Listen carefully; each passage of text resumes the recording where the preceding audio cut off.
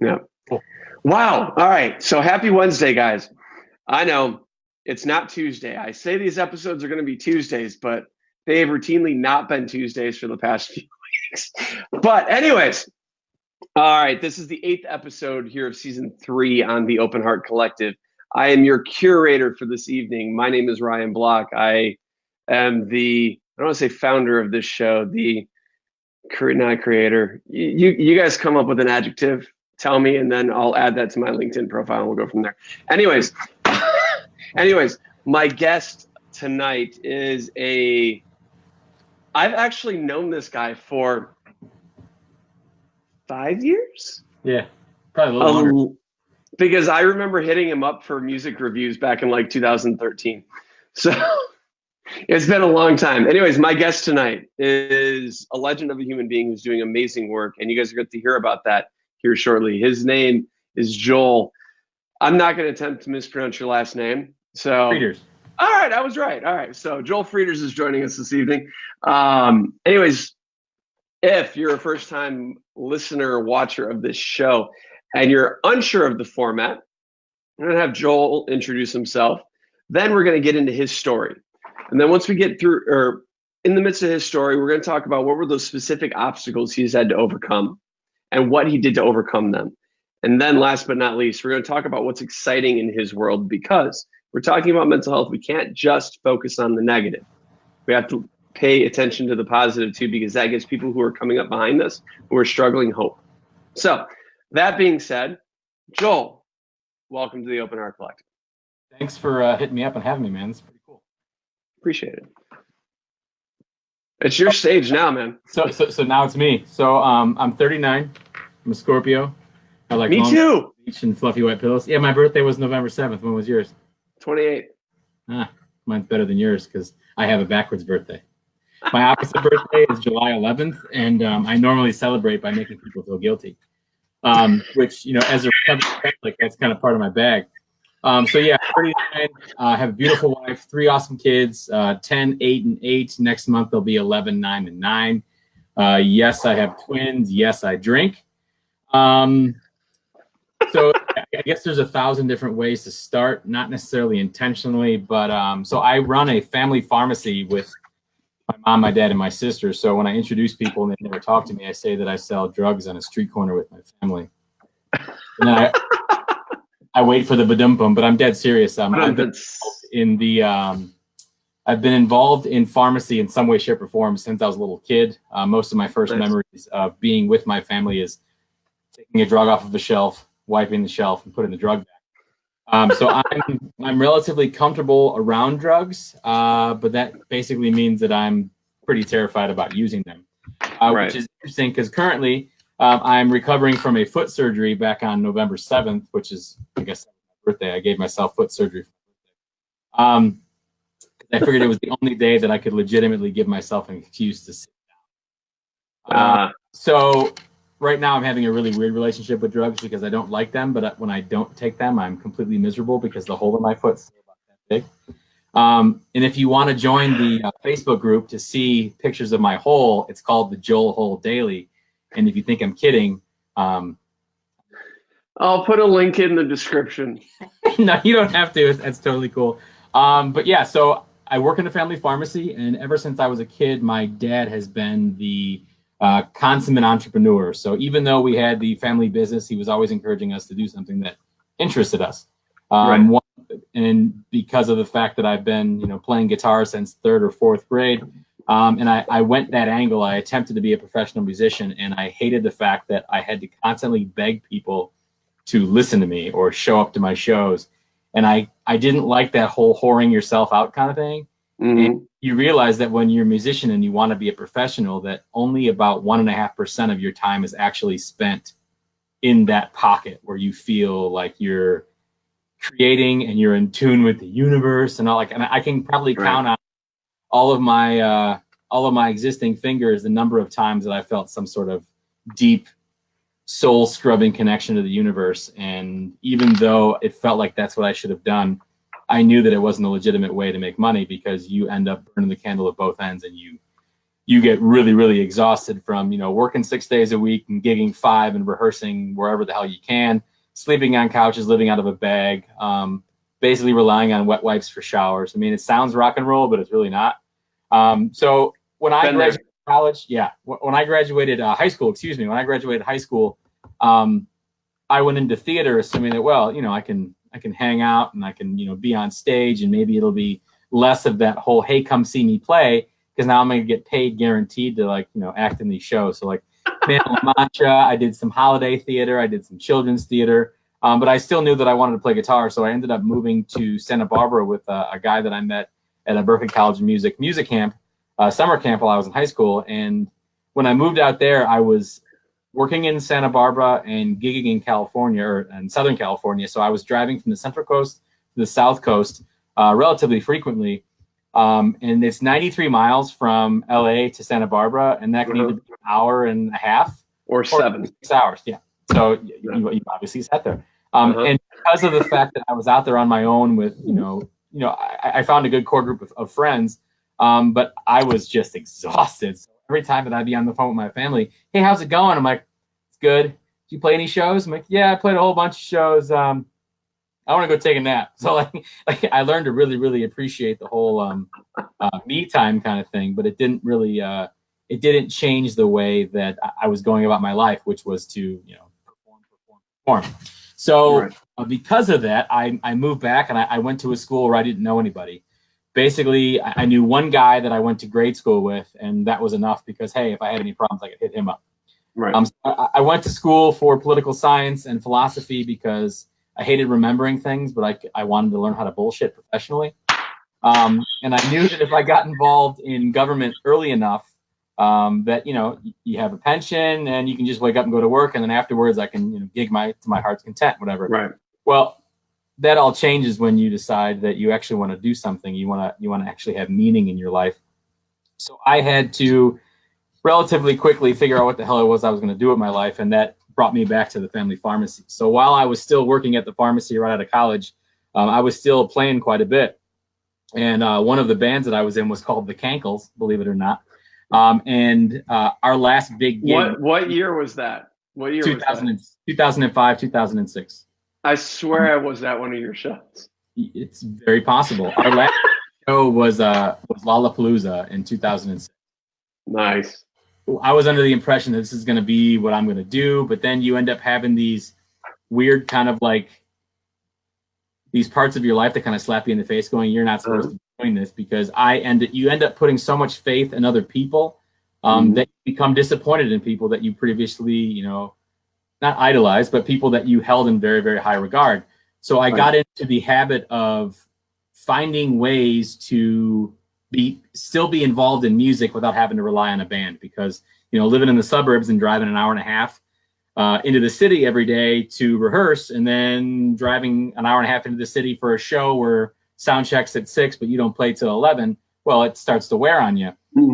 Ways of participating. So I was still recording music with a bunch of different producers. So I was able to participate without having to take the full brunt of the responsibility and having to be involved with like 5 or 6 band members. So I knew that I wanted to be involved in music, but I really, like I said, I hated the fact that you have to whore yourself out and you have to beg people to listen to you. And it's this constant battle of other people appreciate what I'm doing. Hold on one second. My wife is texting me.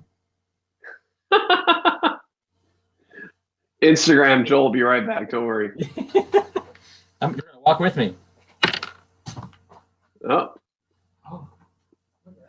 Instagram, we're walking with you, but Facebook, Joel will be right back. Oh, life is fun. My foot is killing me. Uh-huh. Here I am. Hello. All right. Sorry about that. You're good. So, where was I? Chicago, hour and a half in, Chicago, hour and a half back. yes. Yeah. So, when I finally decided to stop playing in bands, I actually found a band that was closer to where I live that I ended up joining, and they were like a rock cover band with a small amount of originals, but they were kind of chasing the same dream where they were gigging 5 nights a week, rehearsing 2 nights a week, and still everybody had full-time jobs. and it starts to really, really kick your ass because you physically can't be motivated to go entertain people when you're exhausted. So because I was still involved with a lot of people and I wanted to be as, you know, as energetic, as happy as possible, I did that until I physically couldn't. And the last big show that I played with them was South by Southwest in 2017. Really good kind of final hurrah with them. And when I decided to kind of say, hey guys, I don't think I want to be in this band anymore, they said to me, hey, we don't want you to be in the band anymore, because I missed a couple shows because I was doing husband and wife things with my wife, and they found another guitar player that was a hell of a lot better than I was at playing covers. I was able to not quit. I can say, no, man, they kicked me out of the band. It was a good breakup, but what ended up happening is about a week later, we found out that we were pregnant with a first child. So it's like, sweet. So no hard feelings. Everybody's cool. And I'm going to be a dad. So it was cool that I got to kind of transition from full-time musician, potentially, you know, quit your job and become a full-time musician. It was cool that I was able to segue out of, I'm going to be playing in bars every night for the rest of my life, to, oh, hey, you can go back to your full-time job and actually sit on the couch that you bought and you've never sat on. So that was kind of cool. Well, since I kind of got out of music, like I said, I've been just recording where I can and trying to stay involved. But I ended up starting a music blog with a friend of mine that I'd never met in person. Like a lot of people, I have friends on the internet that I've been friends with for decades. No way! With somebody I'd never met. So my friend Tim Baker was a rapper in Hangar 18, which was on the record label Definitive Jux. So I was friends with him through a message board, which is funny because that's also how the Cankles formed. We formed on a message board. So it's like the internet has a lot of cool things happening for it. But so me and my friend Tim, who was Alaska, decided to basically start a music blog, and we were only going to write about the shit that we liked. Because you realize that there's a lot of music blogs out there and music writers. Not so much anymore, but back in like 2007, 2008, 2009, everybody had an opinion and they thought that you deserved to hear it. All right. Well, I got sick of the fact that you read a blog and they're giving this album that somebody spent a hell of a lot of money on. They're giving it like 2 stars. Like, dude, just don't write about it. Saying nothing rather than saying something rude. So, you know, the whole adage of, you know, if you have nothing nice to say, don't say anything at all. So we started a blog called SYFFAL, which is Shut Your Fucking Face and Listen. And we immediately only wrote about the things that we liked. And some people would be like, how come you guys like everything? It's like, we don't like everything. We're only talking about the stuff that we like. And what we ended up doing is becoming relatively quickly popular. We had an interview with that the rapper Tyler, the Creator. Yeah. And our website. And this was, by the way, Tyler, the Creator, before Tyler, the Creator is now Tyler, the Creator. Right? Correct. Yeah. Mm-hmm. I didn't know what Tim was doing. Was that, oh, you got to hear this guy, he's awesome. I still didn't I didn't catch on, but all I knew is that the website that I was paying like $7 a month for hosting, all of a sudden went up to like $16, $17 a month. So I mean, I knew that we were pretty famous. So the blog was kind of taken off a little bit, and you realize that all of these musicians that are hitting us up are kind of attempting to do the same thing over and over again, which is you put up together a Sonic Bids or an EPK, and you get yourself a website and you print CDs and you do the same thing because that's how previous people got found. And it really started to disappoint me because I'm realizing that I was doing the same thing for a number of years and I didn't get anything out of it. Other than, you know, I have a van load full of friends and family that see me perform, and I got to, you know, play on some really huge stages all across the country. Right. But I didn't reach any level of success that if I look back on it, I'd be like, yeah, I was a professional for a while. I mean, I think my first ASCAP check was for 17 cents, which I didn't even cash it because it's worth a hell of a lot more framed than it is cashed. Right. Cents to 17 cents. But it's interesting how Syphil went from a joke to legitimate to every time that it became something that could potentially earn money, both of us started to hate it. So Syphil kind of turned into something where we'd only write about something if we liked it and only if we had time. We took off all of the ads, and it's still, if you go to SYFFALL or AL.com, it's still all free. There's only like 2 or 3 ads on there, and those are just people that paid us in like 2009, and we didn't have the heart to turn off their links. But by just being positive, we kind of set the tone that you don't have to be a critical jerk to be a respected, you know, music critic, if you want to call it that.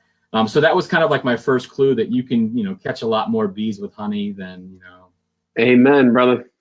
But at the same time, it's difficult to keep up that momentum. So when we were porting over the website to the new design, I think I had like 1,400 music reviews in the span of like 3 or 4 years. So it ended up, I have a lot of content out there. If you Google my name and you're not offended easily, you can find a lot of stuff to read. One of our things is we weren't afraid to cuss, and we weren't afraid to reference things that people don't normally reference when they're talking about music. But it was all done in both fun and appreciation for the artists that we're creating. Right. And that's actually, that's how you and I ended up meeting. So right. It's fun to see how SIFL has kind of transformed itself into such a huge part of my life, because even though people have no idea what the hell it stands for or why the hell I'm writing about a band that nobody's ever heard of, there are some articles on there that every year I end up reposting because they're relatively difficult to talk about. But those types of things interspersed throughout a whole bunch of funny shit tends to change people's opinion, because we're not just vapid, soulless goofballs. We actually have some depth to us. So that kind of segues into the next portion of my life, is when the house that I moved into right after Lollapalooza in 2006 with my wife Julie, we were in a neighborhood where the streets weren't done yet, and that was 2006, and then 7, then 8, then 9, then 10, then 11, then 12. So I was getting pissed off because every year, like, I'd have to get my car's alignment fixed. And we knew that there was an election coming up. So my neighbor goes, how to run for alderman? I was like, okay, that'll work. Because if you Google me, all it is a bunch of F-bombs and a bunch of dick pics, not even of mine. So she didn't think that, she didn't think the whole thing through, but I'm like, okay, whatever, let's give it a shot. So I asked my wife permission, and then I ran for alderman. I had one sign with a giant piece of broccoli on it. And it said, "This is my only sign. Please look twice." And like, it was a happy piece of broccoli. Like, so I had the one sign, and people volunteered to move it around the neighborhood. And I ended up winning the election by 7 votes, and I unseated a 3-term incumbent. Which, so immediately people thought that I was going to come in and just start flipping tables, because here's this weird dude who doesn't really have much to say without dropping an F-bomb.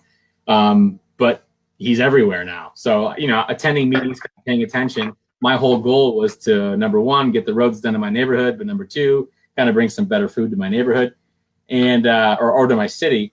And it ended up being where I made some pretty cool friendships, like almost immediately, with not only city staff but other elected officials. But while all this was going on, the one thing that nobody tells you is that nobody has any idea what they're doing. So, I say that routinely. So while it's comforting to know that you're just as lost as the next guy, it doesn't give you much confidence when you're looking at somebody and going, "Hey, should I do this?" And they're like, "Yes, I think you should." And then you look and they're bankrupt and they've got 3 DUIs. And it's like, number one, what they've done in their life is I shouldn't be judging them for what's happened to them or how they've handled it. But it doesn't give me any confidence in basing a relationship off of somebody's previous decision. So I had to learn relatively quickly while sitting in a chair, and people assume that I have every, I know everything because you got elected. Dude, nobody has any idea what the hell's going on. Like, and they give you a packet of stuff to read, and it's literally like 700 pages, and 80% of it means nothing to you. So when you're in an environment and you're thrust this huge packet of information, here, read this, make a decision. Well, I started asking questions relatively early on, and I'll tell you, I feel bad for the city administrator, because I would sit there and I would write out every question that I had. And sometimes it'd be a day or two before the meeting. And legally, he had to respond to everything that I said and include all the other elected officials. So this guy's like, oh, God. So, in April, we'll have another election, and he'll go through the same thing, because newbies need to know what everything means, right? So as I was going through the whole first couple of years of being an alderman, you very quickly realize that, one, nobody has any idea what they're doing. And two, everything is based around either not getting sued or suing somebody else. Interpersonal relationships. So when music industry.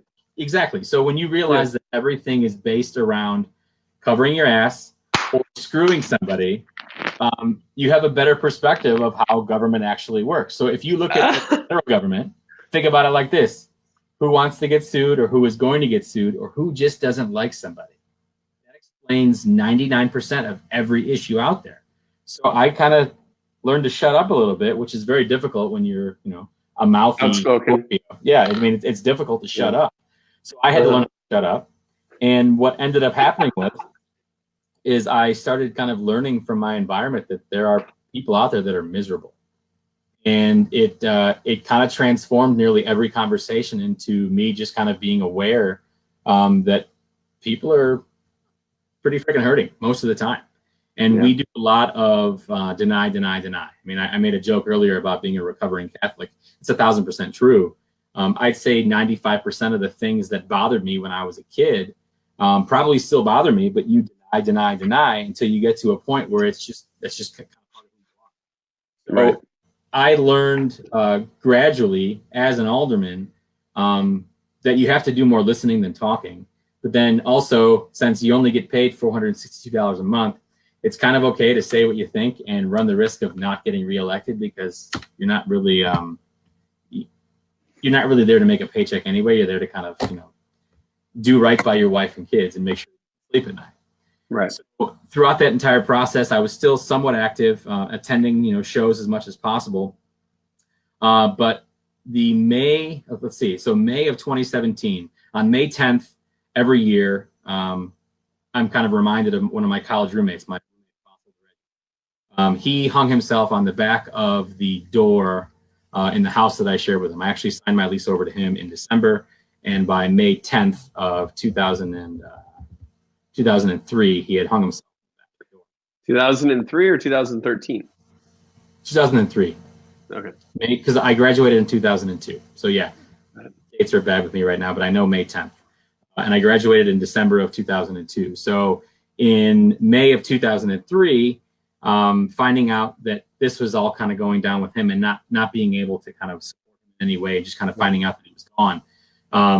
At that time, my wife and I were buying a townhome, and we were getting ready. We had just moved in, and we were about to get married the following May, and so we had all these things happening, and I didn't really stop and mourn. Basically, I just kind of I attended, and I was gutted, but I swallowed it and I moved on.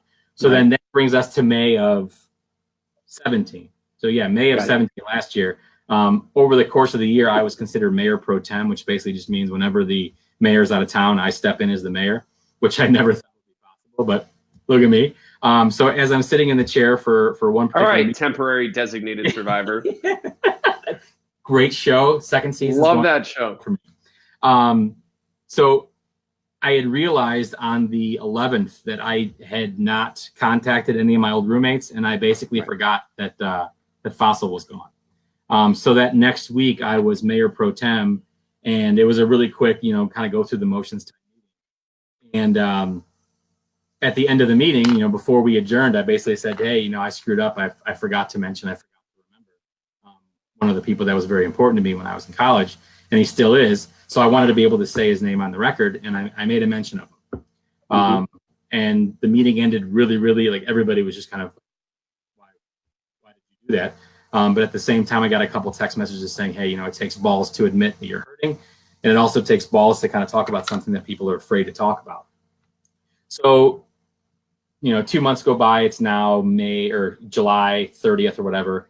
I forget the date right now. I'm looking at a whole bunch of dates on the calendar. But a couple months later, I woke up at like 5 o'clock in the morning. It was a beautiful Saturday. I remember that. And I opened up Facebook like most people do when they're on the toilet. And my friend Mike Malinowski basically posted something on Facebook alluding to the fact that he's not a pussy and he can't take it anymore. And then I found out that he had completed suicide that morning, and I'd missed him by like 20 minutes. Like, I probably woke up and walked to the bathroom, and he was just saying goodbye, basically. So here I am. I'm an adult, 39 or 37 at the time, beautiful wife, 3 kids, full-time job or 3. I'm an alderman. People look at me for, advice. People look at me for, living by example. Right. I'm gutted. Had no idea how to talk about it. No idea how to just look at my kids without being a complete freaking wreck. I remember walking back to the bed, and my wife's like, "What's wrong?" And I'm like, "Mike's dead." There's a lot of Mikes in our family, so I had to kind of explain who it was.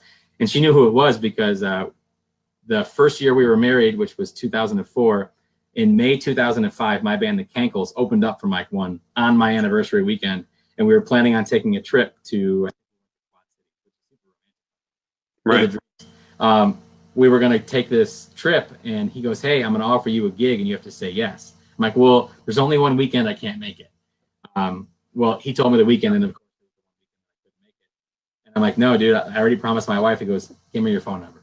So Mike actually called my wife and got permission for my band to open up for him. So Mike was a dick. Like he's still a dick. Like a lot of his Facebook posts that I'm tagged in, he would say things that would just shock you. But at the same time, he was the release valve that, you know, a lot of us that felt like we had to grow up, we were tied to our youth by, you know, having a friend like Mike.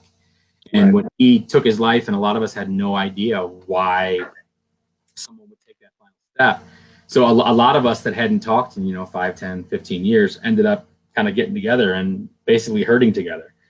So that transformed my ability to deny, and it went out the window. I was incapable of finishing sentences. I would attend meetings and space out. They would ask me for my vote, and I'd just be kind of staring straight ahead.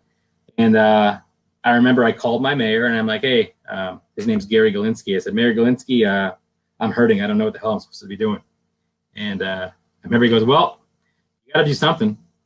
Figure it out." And he basically sat there on the phone and let me kind of come up with something. So I hung up on him and thought about some stuff and called him back and asked permission to write a proclamation, just to kind of bring to light the fact that, number one, suicide's an issue. We're not talking about it. There are services available. We're not talking about them either. And you are enough. And we don't say that nearly enough. Amen. After I said those three things in kind of like a proclamation form, I ran it by him. He goes, "It's perfect." So we read it on August 24th because September was Suicide Prevention Awareness Month. And I've never been involved in like a national cause. I'm not affiliated with any organizations besides the people that I'm friends with and I speak with. But because of how kind of gutted I was over the whole thing, that night after it was read, I went home and I emailed every elected official that I knew that I'd become friends with over the previous, 3 or 4 or 5 years. And I said, "Hey, I'm Joel. I'm your friend. I'm hurting right now. Could you read this so that maybe somebody else might think twice about taking final action? If they are thinking about it, the least they can do is contact one of these services that are widely available." And what ended up happening over the next, 4 or 5 weeks was we got roughly 24 cities in Illinois, 1 in Georgia and 1 in Indiana, 2 counties in Illinois, and then the state of Illinois all adopted a proclamation addressing those 3 things. Suicide's an issue we don't talk about enough. Services available, we don't talk about them enough. You are enough. Check up on your. So the fact that all of these cities were all having kind of the same conversation at the same time, it was really freaking moving, but I still wasn't getting any better. Like I wasn't paying attention to what was kind of killing me. And I think what was killing me is what kills a lot of people. And I use the word kill specifically because that's how it felt. I felt like I was slowly kind of suffocating because I'm hurting just in general. They were hurting so much that, and when I use they, I'm talking about all the people that have gone before me that I cared about that completed suicide. But all of these things that nobody ever talks about because they're uncomfortable, probably why I didn't know as much as I should have. Probably why there was nothing that I could have done. And it's probably why it's still so difficult to talk about, because it's like you can walk into a room of 5th graders and you can say the word masturbation and they'll giggle, right? You walk into a room full of adults and you say suicide. Silence. So when I was having these conversations in 2017 with people that I consider friends of mine, like local friends of mine, and they were having a discussion, listening to the audio of their meetings was a lot more emotional than listening to the audio of the meeting that I had. Right. My mayor read the proclamation. So understanding how difficult it is just for friends of mine to do me the favor, right, was pretty telling. That it's not going to go away just with 1 year or with a couple dozen cities talking about suicide. That's why I started this. Yeah. I mean, yeah. Wow. It went from, a couple dozen, and then I kind of sat on it over the winter. And then on January 2nd, I took my kids to see Coco. Have you seen that movie yet? Mm-hmm. The movie's banging. But during that movie, I'm basically going, oh, wow, I'm pretty freaking miserable. So I called my wife and said that I was going to go talk to somebody. So here I became this 38-year-old guy, now 39, and I publicly admitted that I was going to go see a counselor. And that kind of, once I had that kind of out in the open, it changed a lot of my intention behind most things. Because I was technically out of the closet. Like I'm an adult. I'm supposed to have my stuff together, and I'm freaking miserable. So knowing that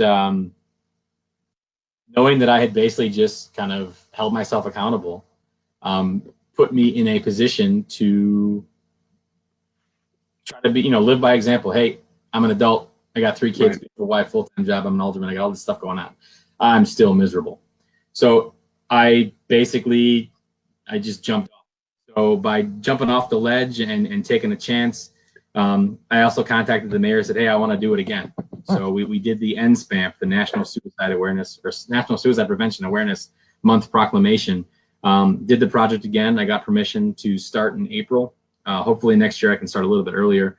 But this year I was able to send about 3,000 emails, and I had 234 cities and 20 counties in 40 different states, all publicly discuss suicide from an official capacity.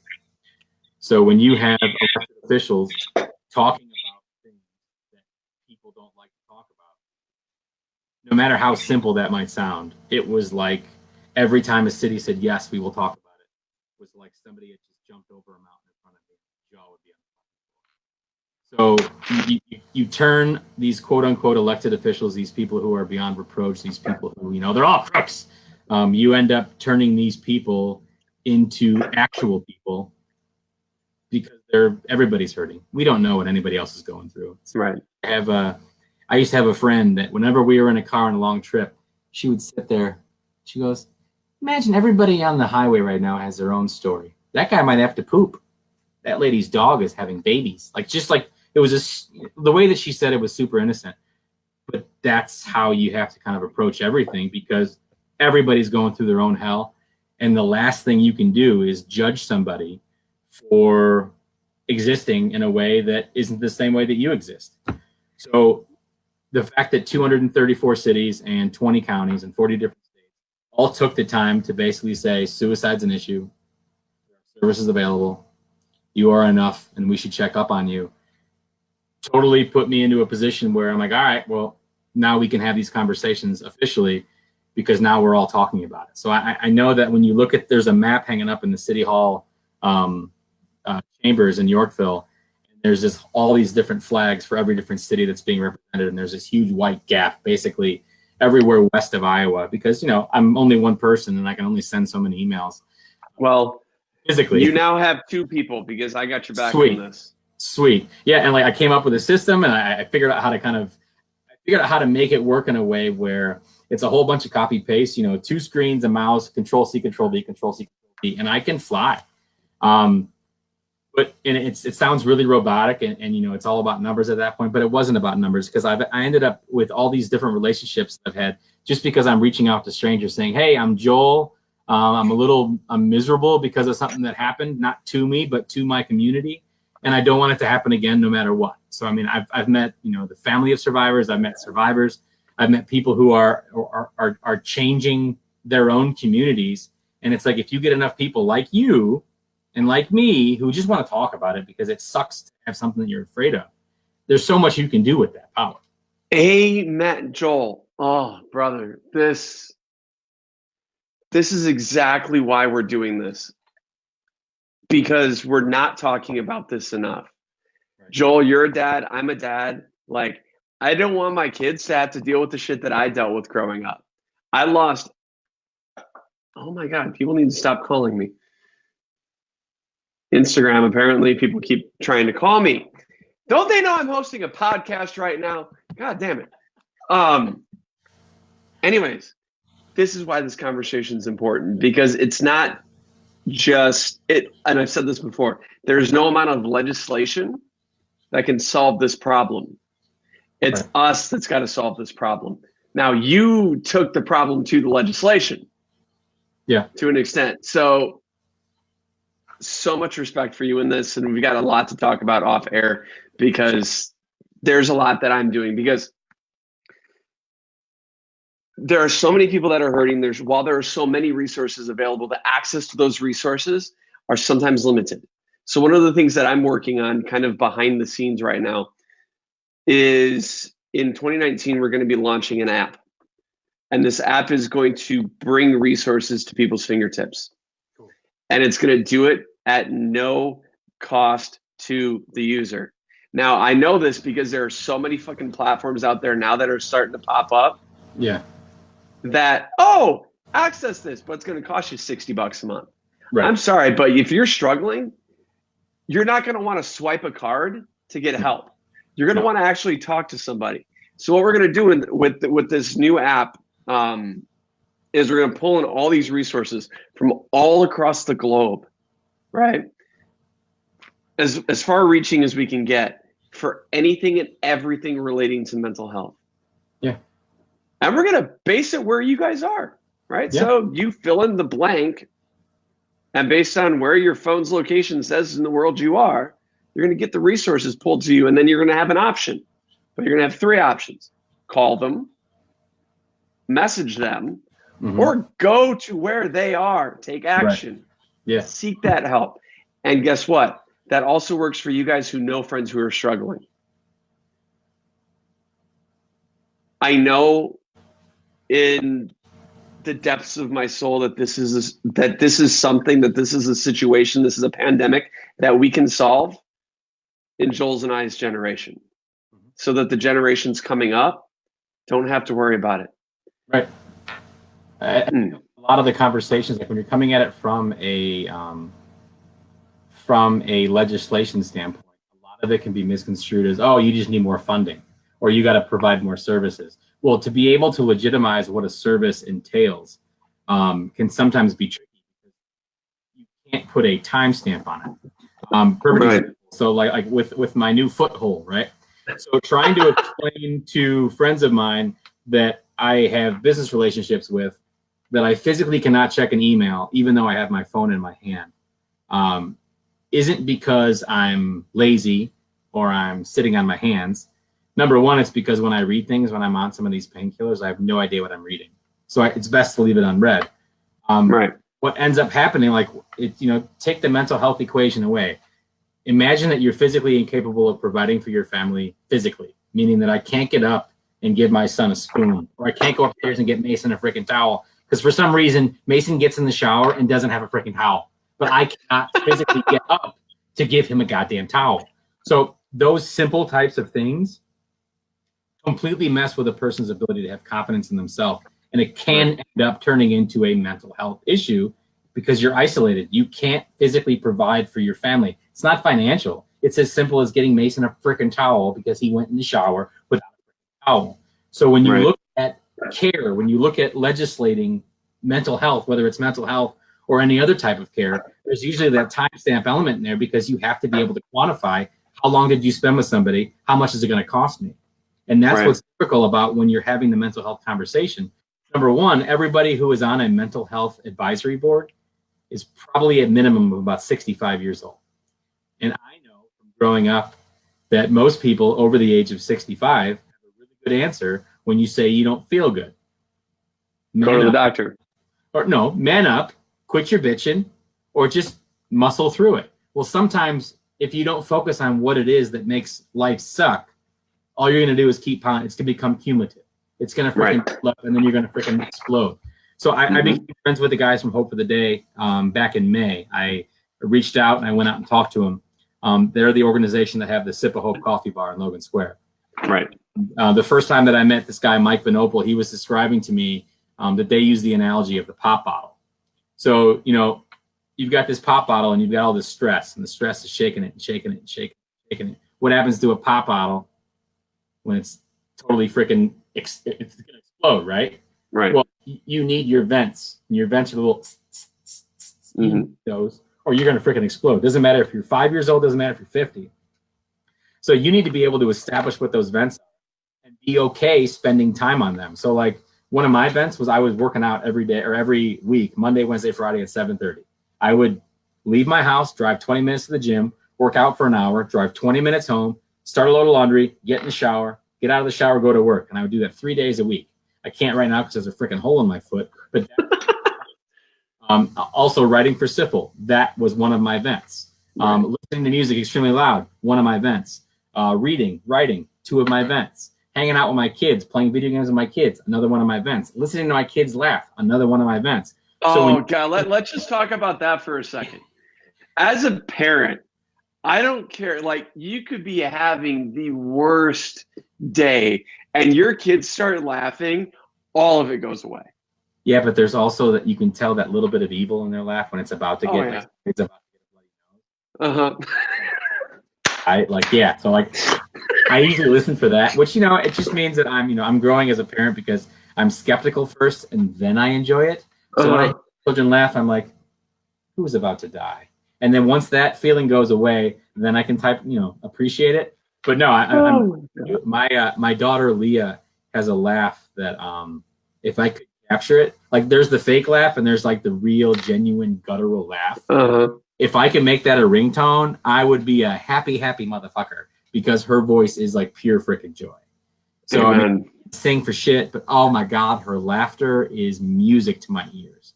So when you establish that when you have vents, you can properly convey to other people that there are reasons why you have not, killed anyone or hurt anyone or gone crazy and crashed your car in the bridge because you don't care, whatever. There are things that you can do in your own life to minimize your negative impact on the people around you. And earlier, one of the things that I learned was that I have to shut up more than talk when I'm in an alderman chair.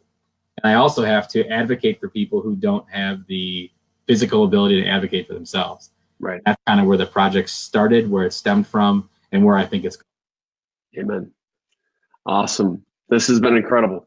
All right. So as we get ready to wrap up here, because I know you've got commitments that you have to get to, I think you answered all three of those. What's your story? What were the struggles you had to face, and what did you do to overcome those struggles? And then lastly, what's exciting? Where I want to know too is, where's the best, if somebody were to say, I want to learn more about Joel or connect with Joel, where's going to be the best platform, the best place for people to find you and to connect with you? Instagram or Facebook, or just Google me and find my name at Gmail. Right. Awesome. Well, we'll make sure to include those in the links below. Cool. I want to say a massive amount of thanks to you, Joel, for coming on. I know we had struggles with getting the schedules lined up, but we made it work, and I'm eternally grateful for it. We have more work to do than just this hour of discussion, and I'm grateful for that. As we get ready to wrap up, I want to end it on this little affirmation, mantra, mindset, focus point, whatever you want to call it. And I pretty much ended every video for the last 75 videos that I've done, as long as they're not like uber short, with this. So, and it is as follows. Be happy, number 1. Have fun, number 2. And hustle. I kind of just aptly wore this sweatshirt because it was cold in my office. And hustle. But remember, and this one is so important that you remember, there is no amount of hustle on this planet that can bring you happiness or fun. So you have to find those first. Yep. And then make sure to take time to breathe, because that's important too. But even if you just say the word breathe, guess what? It's a fun thing. It forces you to breathe. That's why it's my favorite word. Anyways, we'll be back on Friday night with another Chicago area person. Hope, another name that I'm going to butcher. I'm just going to call her Hope. Amazing author, women's empowerment advocate, and just genuinely an incredible soul who I can't wait to hear more of her story. But this will be available on Facebook starting now. Well, it's live now. On Instagram, unfortunately, this video will go away in the next 24 hours, but make sure to pop over to Facebook to check it out. Or if you're an audio fiend, like I'm pretty sure Joel and I are, this will be available on Sunday evening on the podcast. So it's all major podcast platforms. In the meantime, guys, we'll see you soon. Cool. Have a good night, man. Thanks, buddy. You too.